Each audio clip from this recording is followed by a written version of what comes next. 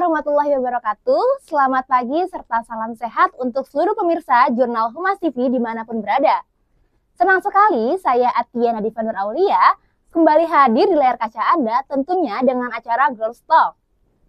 Pada kesempatan kali ini, saya mempunyai tema yang luar biasa, yaitu inspirasi perempuan di dunia teknologi. Kisah-kisah yang membahas luar biasa tentang perempuan yang melangkah maju di dunia inovasi digital. Dan tentu saja, talk show kita mempunyai judul yang unik dan menarik, seperti pantun, ada itik pakai celana, wanita cantik mau berkelana. Nah, kira-kira apa sih maksudnya? Seperti seekor itik yang berani tampil beda dan menjelajahi dunia. Para perempuan di industri juga terus melangkah maju, menantang batasan, dan berkelana di dunia yang penuh inovasi. Nah, tentunya di episode kali ini saya tidak sendiri teman-teman. Ditemani oleh para narasumber yang keren-keren nih. Langsung saja kita sambut. Halo, selamat pagi. Halo, selamat pagi. Tak kenal maka kata saya, aku mau tahu dulu nama kakak-kakak ini siapa ya? Halo teman-teman Fox, kenalin aku Syakira. Dan aku Zainab. Kita berdua dari GDGOC Nurul Fikri. Wah, keren banget. Dengar-dengar kakak ini dari Depok ya tadi ya perjalanan. Betul. Jauh, berapa lama perjalanannya? 1 jam ya? Ya, 1 jam. kurang. 1 jam? Kurang. Kurang. Dari pagi dong ya itu? Iya, pagi betul banget. Kita stay dari pagi. Itu kesibukannya apa sekarang? Kalau aku pribadi, kesibukan saat ini ya ngampus aja ya, kuliah sama mungkin join beberapa kepanitiaan di kampus gitu. Kalau Kak Zainab? Kalau aku kuliah kayak biasa aja, terus coba-coba belajar hal yang baru-baru lah gitu biar gak bosen banget kan. Bener-bener. Itu aja sih sebetulnya, sama kayak ikut organisasi kampus. Oke. Kan tadi ada nyebutin GDGOC itu ya. Betul. Kalau boleh tahu skill-skill sedikit deh tentang GDGOC itu apa? GDGOC ini merupakan komunitas di bawah naungan Google, atau mungkin kepanjangan dari GDOC kali ya. GDGOC itu merupakan Google Developer Group on Campus gitu. Jadi kita ini komunitas resmi di bawah naungan Google. Dan lebih spesifiknya lagi, kita GDGOC dari GDGOC Nurul Fikri. Oke. Kalau begitu boleh tahu nih ya aku ya, apa hal yang menarik dari komunitas itu? Mungkin sedikit perkenalan dulu kali ya tentang GDGOC kita. Boleh. Jadi GDGOC kita itu awal berdiri itu di tahun 2017. Terus diketuain sama Kak Isfa. Di tahun 2017 itu dulu tuh namanya DSC atau DSC gitu, atau kepanjangannya Developer Student Club gitu. Terus kita tuh fun fact-nya kita itu komunitas pertama di Indonesia yang resmi di bawah naungan Google. Jadi kita yang daftarin Kak Isfa dari tim kita daftarin ke naungan Google langsung. Jadi kita resmi gitu. Terus apa yang menarik ya? Membahas apa yang menarik dari komunitas kita. Yang menarik itu tentunya kita mempunyai banyak proker. Mungkin aku sebutin beberapa proker utama kita ya. Boleh. Jadi di proker utama kita ada 2 proker utama. Yang pertama itu ada proker utama kita Study Jam. Study Jam ini sama halnya berketerkaitan sama hal teknologi. Di Study Jam ini kita mempunyai 7 learning path. Kayak pertama ada produk, learning path produk, terus UI UX, back end, ada front end, terus ada mobile, call, dan lain sebagainya. Banyak ya berarti. Iya, betul. Nah, kegiatan kita itu setiap minggu. Jadi misal minggu pertama, pekan pertama kita akan mempelajari tentang produk. Di produk itu kita terdiri dari 3 sesi di setiap pekannya itu. Terdiri dari hari Jumat, Sabtu, dan Minggu. Kita terdiri dari 3 sesi. Yang pertama ada sesi TikTok, yang kedua ada sesi Prasadi Jam, dan yang ketiga ada sesi Study Jam-nya. Di sesi TikTok ini, sesi TikTok sama sesi Prasadi Jam, kita menghadirkan pemateri-pemateri yang benar-benar expert di bidangnya nih Kak. Jadi kan kebetulan juga kan kita memang benar-benar komunitas di bawah naungan Google ya. Jadi tentunya kita menghadirkan pemateri-pemateri yang benar-benar expert di bidangnya, terus benar-benar di bawah naungan Google. Kayak kemarin kita sempat menghadirkan pemateri dari TikTok, Tokped, yang gitu-gitu, perusahaan-perusahaan besar yang benar-benar udah expert di bidang teknologi. Jadi biar bisa sekalian bagi ilmu dan pengalamannya gimana sih jenjang karir dalam dunia teknologi. gitu. Nah, selanjutnya ada proker yang akan ongoing nih, Kak. Apa tuh? Kita ada proker WTM atau Women in Tech sesuai dengan tema yang tadi kita bahas. Inspirasi perempuan. Inspirasi untuk perempuan. Ya. Jadi kita menghadirkan program ini untuk menginspirasi para perempuan agar mereka mau nih untuk mengasah atau mengembangkan skillnya dalam dunia teknologi gitu. Biar mereka terinspirasi juga nih gitu. WTM ya namanya? Iya, apa betul. itu WTM? WTM ini Women in Tech Maker. Gitu. Women in Tech Maker. Iya, itu betul. Akan dilaksanakan? Iya, kita akan ongoing ya teman-teman. Kita akan ongoing di tanggal 22 Februari 2025. Wah, keren banget sih ini kegiatan-kegiatan dari komunitas GDGOC. Kan tadi kan tentang menariknya komunitas ya. Kalau aku mau lebih lanjut untuk bertanya, kira-kira kakak tertarik di bidang di dunia teknologi ini itu karena apa? Kalau aku pribadi mungkin karena kuliah juga ya. Aku kita kuliah di kampus IT atau teknologi ya, khusus IT. Jadi mau nggak mau ya pasti kita harus mempelajari tentang IT. Sebelumnya emang background aku sebelumnya tuh SMA dan lebih tepatnya jurusan IPA. Jadi ya setiap harinya tuh mempelajari rumus-rumus kimia, biologi gitu. Keren. Jadi aku baru mulai tertarik sebenarnya sama dunia teknologi itu di kuliah. Dan kenapa aku mau buat tertarik, karena yang aku lihat ya zaman sekarang tuh kita tuh udah bener-bener berdampingan banget ya hidup sama teknologi. Benar. Jadi kita berdampingan hidup sama teknologi, mau nggak mau harus mempelajari. Aku juga sebenarnya awalnya penasaran, gimana sih cara kerja ngebuat website, cara kerja ngebuat aplikasi itu gimana. Nah makanya aku masuk ke kampus IT biar aku bisa memperdalam ilmu teknologi aku gitu kan. Oke.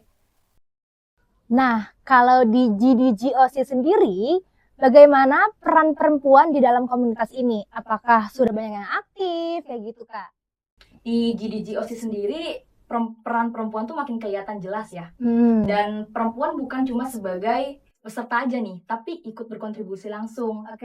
Kemarin itu kita ada ngundang speaker juga dari perempuan khususnya gitu ya. Jadi nggak cuma cowok aja gitu. Dan di beberapa tim kita juga kita ngehadirin perempuan sebagai pengajar, organizer, dan sebagainya gitu. Jadi untuk peran perempuan itu di dalam komunitas memang penting banget gitu. Jadi bisa menyeimbangkan antara kebutuhan dan tim seperti itu. Jadi banyak kayak kita juga punya pengalaman juga ya di GDGOC ini. Iya betul banget, ada pengalamannya juga. Jadi dimana dari komunitas itu perempuan semakin berani gitu dan keren gitu ya, keren banget. Ada teman-temannya gitu. Jadi mereka saling support, mereka belajar sama-sama gitu. Seperti itu. Iya, jadi di komunitas kita juga benar nggak ada perbandingan antara cewek sama cowok. Jadi semua cewek dan cowok itu kita kerjanya sama ya, sama bagi rata tuh sama banget gitu.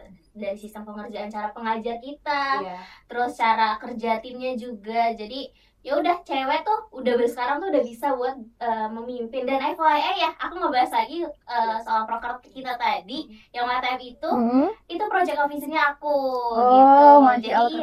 Jadi makanya dari itu perempuan tuh udah benar-benar berani untuk menonjolkan dirinya. Jadi nggak cuma laki-laki doang yang bisa untuk menjadi pemimpin. Sekarang perempuan juga banyak banget peluang untuk mengembangkan karir mereka ya. Salah satunya untuk menjadi pemimpin juga gitu Kak. Oke, jadi teman-teman sekarang tuh bukan mayoritas laki-laki aja di bidang teknologi ya. Iya, oke, paham banget. Keren sih jadi GDGOC ini. Nah, kalau gitu menurut kakak, peluang perempuan di bidang teknologi ini itu masih terbuka atau masih harus banyak yang tantangan harus dihadapi gitu Kak? Untuk peluang perempuan di dunia teknologi itu pastinya terbuka banget dong. Karena sekarang ini banyak perusahaan-perusahaan gitu ya dan komunitas yang aware terhadap perempuan. Mereka mendukung dan bahkan dari Google sendiri ada organisasi namanya Women Tech Maker, di mana organisasi itu membackup para perempuan-perempuan yang memang mereka minat gitu. Mereka minat untuk belajar, sharing ilmu gitu. Mereka butuh support sistem sesama perempuan kayak gitu. Perempuan bukan sekadar hanya meramaikan gitu, tapi mereka juga ikut mengembangkan idenya gitu. Bahkan dari tekniknya juga mereka ikut berkontribusi gitu. Tapi meskipun peluangnya terbuka, tetap ada tantangan yang memang harus dihadapi kayak gitu. Apa itu Kak? Contohnya? tantangannya pasti stereotip tentang gender nih, pasti udah tahu banget kan ya khasnya kayak oh kalau misalnya di teknologi biasanya laki-laki nih yang ngodingnya karena perempuan bikin error aja. Itu udah enggak ya guys. Karena apa? Perempuan-perempuan ini role modelnya sekarang makin banyak dan makin berani gitu menunjukkan siapa diri mereka kayak gitu. Mereka semakin percaya diri, mereka semakin yakin dengan kemampuannya dan mereka nggak takut lagi. Dan mereka pun gak ragu untuk speak up seperti itu. Jadi peluangnya besar banget dan terbuka banget untuk para perempuan-perempuan yang memang minat di industri teknologi. Wah, keren. Kalau dilihat dari Kakak Kia dan Kak Zainab ini yang sangat antusias dalam menjalani program kayak untuk membuat perempuan makin maju gitu ya. Itu pasti ada dong siapa nih di balik kakak-kakak ini tokoh yang menginspirasi kakak. Oke, pasti banyak banget kalau misalnya dibahas tentang perempuan yang menginspirasi di dunia teknologi. Tapi aku ada salut gitu sama CEO-nya. Mungkin tahu platform Canva yang biasa dipakai mahasiswa. Oke, tahu. Iya, itu. Aku salut sama dia karena dia berani ngembangin ide di zaman itu yang memang belum se-hype sekarang gitu ya. Dan dia berani untuk memberikan ide kepada banyak orang untuk editing dan lebih mudah juga, yang dimana zaman itu tuh aplikasi-aplikasi software yang berat-berat hanya bisa digunakan oleh orang-orang yang memang profesional gitu ya. Dan dia seorang perempuan, dia mengalami hal yang sulit dan dia menciptakan produk, dan itu keren banget sih kalau menurut aku gitu. Terus ada lagi sih sebetulnya kalau misalnya bahas programmer pertama perempuan itu namanya Ada Lovelace. Dan dia adalah programmer perempuan pertama. Nah, mungkin ada istilah bercandaan ya, yang kenapa bahasa pemrograman itu sulit, karena yang bikinnya itu perempuan, kayak gitu. Jadi sulit gitu ya perempuan. Iya gitu, dan itu tuh pionir banget beliau ini gitu. Terus ada juga dari pengembang konsep WiFi, Bluetooth yang sering kita pakai, UPS kayak gitu. Itu ada namanya Hadi Lamar. Dia ini awalnya menciptakan konsep ini untuk melindungi data-data di Perang Dunia Kedua saat itu.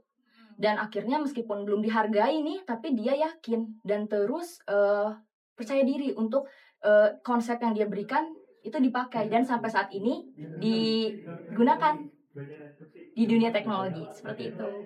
Jadi yang aku tangkap nih kebanyakan juga apa yang kita pakai teknologi sekarang ini itu pencetusnya perempuan ya? Iya, perempuan. Dan bahkan sebelum eranya gitu ya, tahun-tahun zaman dulu gitu. Jadi perempuan di era sekarang juga harus bisa nih untuk berkontribusi, bikin ide yang menarik gitu, tunjukin kalau kita ini bisa gitu. Betul. Gak cuman mayoritas laki-laki, sekarang tuh perempuan udah makin berani, makin maju, langkahnya makin kayak tadi berkelana, berinovasi, menciptakan produk gitu. Jadi yang perempuan-perempuan bukan hanya pakai aja, tapi mereka juga ngembangin gitu. Dan kalian semua harus tahu bahwa teknologi ini banyak loh pencetusnya dari perempuan. Betul. Jadi sekarang perempuan harus makin maju. Nah, mendengar cerita kakak yang tadi yang keren banget itu, aku boleh tahu gak nih, kira-kira berapa lama dalam membentuk struktur kepanitiaannya itu untuk WTM? Oh iya, di acara WTM kita ini yang ongoing, untuk kita membentuk kepanitiaan ini sebenarnya cukup singkat waktunya. Kita cuma membentuk dalam waktu 1 hari karena kebetulan kan kita dalam satu organisasi yang sama ya. Atau bisa dibilang kalau di bahasa organisasi kita itu core team gitu, core team GDG.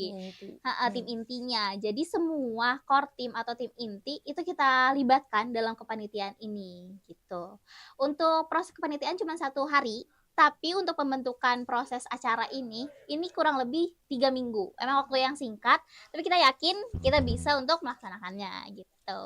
Jadi dipastikan semuanya itu aktif ya? Iya, dipastikan. Oke, selain komunitas yang keren, ternyata juga dalam struktur pembentukannya juga sangat-sangat keren sih menurut aku. Diwajibkan untuk semuanya aktif, seperti itu ya. Oke. Nah, tadi kan kita sudah banyak berbincang tentang penjelasan, maksud dan tujuan dari acara tersebut.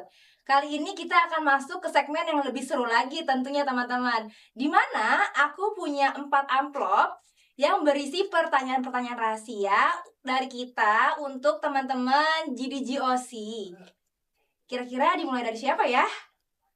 Dimulai dari Kak Zainab dulu mungkin ya? Oke, boleh. Oke, aku akan bacakan 1 pertanyaan.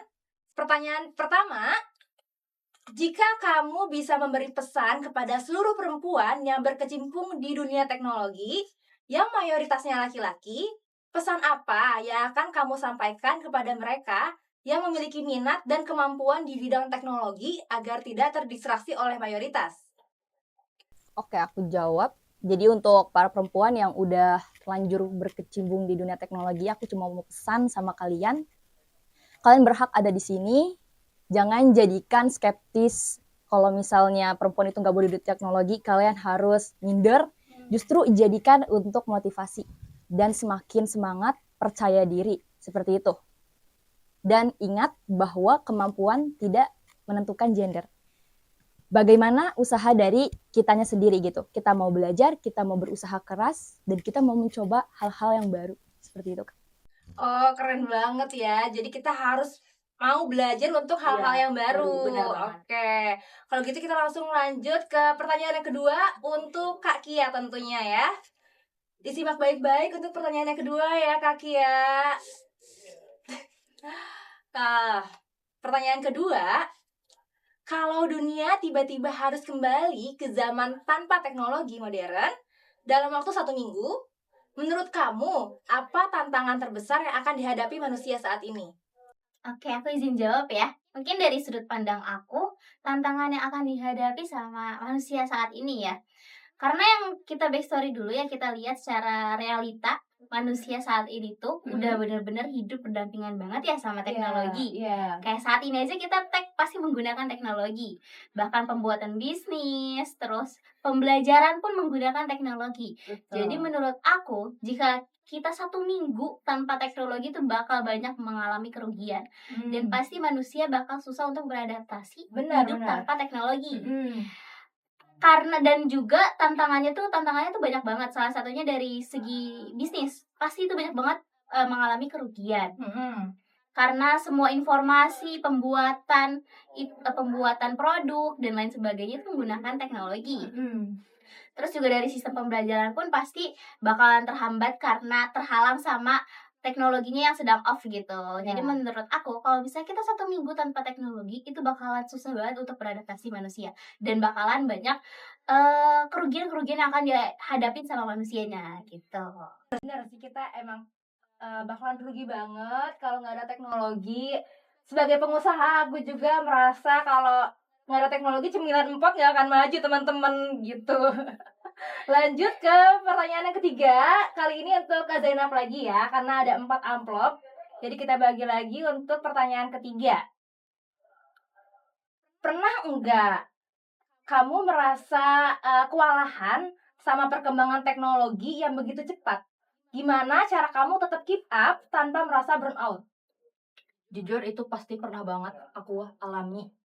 Teknologi itu kan dia kita merem sedikit udah ganti lagi inovasinya. Kita merem sedikit ternyata ada bahasa pemrograman baru gitu. Nah, caranya supaya kita nggak pusing, kita nggak burnout gitu buat menjalanin itu, yang pertama kita nggak mesti untuk paham semua. Kita belajar itu berproses dan ada tahapannya. Contohnya dari aku sendiri, aku fokus di bidang infrastruktur server.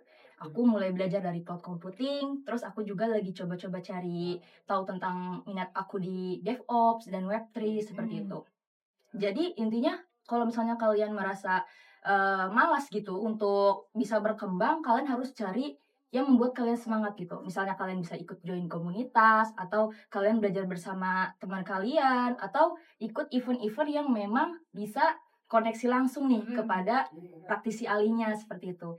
Intinya buat semua perempuan, keep spiring, keep going, and keep building. Seperti itu. Keren banget, Masya Allah. Jadi buat perempuan jangan mudah menyerah juga ya. Iya, bener banget. Sekarang perempuan gak boleh lemah. Iya, Nggak perempuan boleh harus lemah. tunjukin gitu. Siapa perempuan? Mulai dari detik ini, semua perempuan wajib berani, wajib maju, wajib melangkah lebih jauh lagi ya. Bener banget. Terus Keren. Untuk pertanyaan terakhir, untuk siapa? Kak Kia. Kak Kia, siap? Siap ya, harus siap lah. Kan perempuan. Iya. Jika kamu harus pilih antara 24 jam tanpa internet atau 24 jam tanpa nasi, mana yang akan kamu pilih? Agak berkecimpung sama pertanyaan nomor 2 ya. Iya. Kalau menurut aku sama jawabannya, aku lebih milih pastinya 24 jam tanpa nasi dong. Karena emang keseharian aku juga benar-benar udah bertergantungan banget sama internet dan teknologi. Dari segi cara aku memesan makanan gitu, terus juga cara aku berkomunikasi, bahkan cara aku belajar pun aku mengakses semua itu pakai internet. Kayak aku cara aku mengakses materi-materi pembelajaran, bahkan absensi pun aku menggunakan internet, teknologi internet gitu.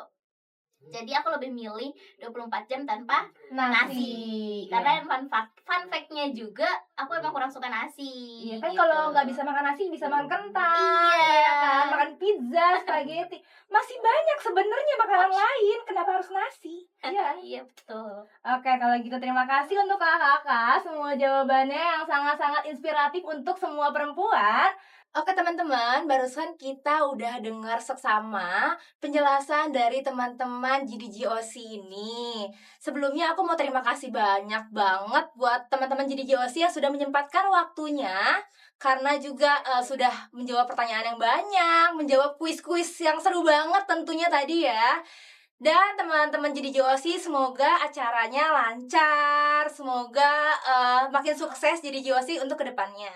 Nah, sebelum kita tutup, kita akan menyempatkan teman-teman GDGOC Nurul Fikri akan menyampaikan beberapa informasi ya teman-teman ya. Boleh untuk teman-teman GDGOC? Oke. Nah, teman-teman, tadi kita udah nge-highlight dari awal ya, kita bakal ada acara yang coming soon, yaitu acara WTM atau Woman in Tech dengan tema Unleashing Women's Potential in STEM. Jadi apa itu in STEM? Jadi in STEM ini merupakan sains, singkatan dari Science, Technology, Engineer, dan Math atau matematika. Jadi di acara ini tuh kita akan membahas tentang teknologi, karir-karir apa aja sih yang bakal berkecimpung di dalam dunia teknologi. Dan tentunya kita akan memberikan pemateri-pemateri yang luar biasa di acara itu. Kita juga terdiri dari 2 sesi. Yang pertama ada sesi seminar karir yang berisikan tentang karir-karir teknologi. Jadi kita ini terdiri dari 2 sesi nih teman-teman. Yang pertama ada sesi seminar karir dan yang kedua ada sesi Tech Talk atau Tech Talk. Jadi di sesi seminar karir ini kita tuh akan membahas tentang membahas tentang teknologi sesuai based on story dari pematerinya gitu. Gimana sih si pemateri tersebut sebagai perempuan berkecimpung di dalam dunia teknologi gitu. Selanjutnya ada sesi Tech Talk atau Tech Talk. Di sini juga mungkin di sesi ini merupakan sesi lebih ke sesi diskusi ya. Sesi diskusi untuk menceritakan tentang based on story dari pemateri. Di situ juga kita akan membahas tentang teknologinya gitu. Mungkin manfaat dan tujuan yang bakal teman-teman dapat ini jika mengikuti acara ini. Bisa disebutkan sama Kak Zainab? Oke, jadi pokoknya kalau misalnya kalian join nih untuk acara ini, kalian banyak banget dapat manfaat. Yang pertama, kalian dapat koneksi nih, dapat relasi, dapat ilmu baru, dapat teman baru kayak gitu. Dan yang pasti kalian punya komunitas dan lingkungan yang support banget buat kalian. Kalian bisa bertanya langsung sama speakernya terkait pertanyaan-pertanyaan yang belum kejawab. Seperti itu. Kalian juga bisa mengakses informasi di akun sosmed kita. Kita memiliki akun sosmed Instagram dan YouTube. Yaitu Instagram itu bisa kalian cek GDGOC-NF. Dan untuk akun YouTube kita, kalian bisa akses atau klik GDGOC STT Terpadu Nurul Fikri. Oke teman-teman, jadi kita juga punya website nih. Kalian bisa mengakses segala informasi di website kita yang tersedia di bawah ini.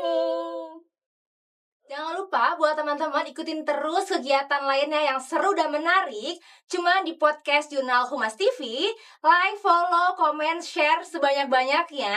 Dan juga ikutin sosial media kita di bawah ini. See you, bye-bye folks!